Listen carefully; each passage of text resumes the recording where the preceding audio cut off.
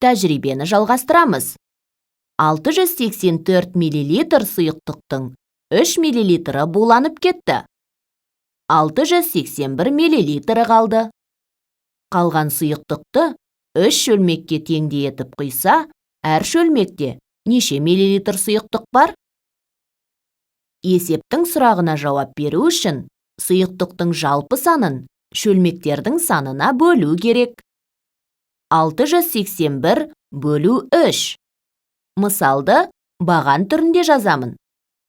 Бірінші толымсыз бөлінгіш 6. 6 3-ке бөлінеді.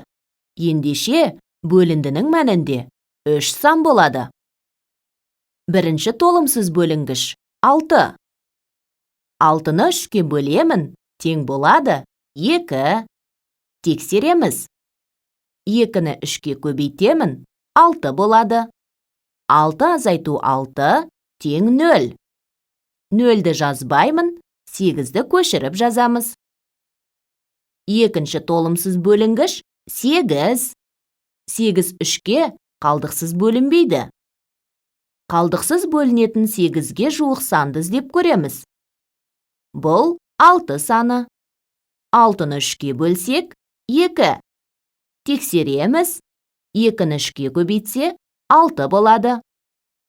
8 азайтылған 6 тең 2. 2 бөлінгіштен кем. Ендеше екінші толымсыз бөліндінің мәнін дұрыс таптық.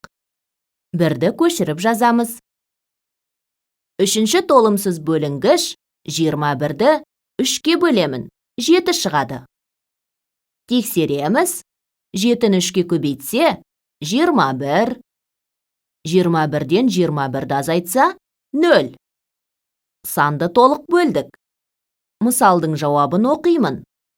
227.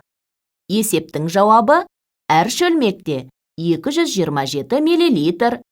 Біздің тәжірибеміз аяқталды.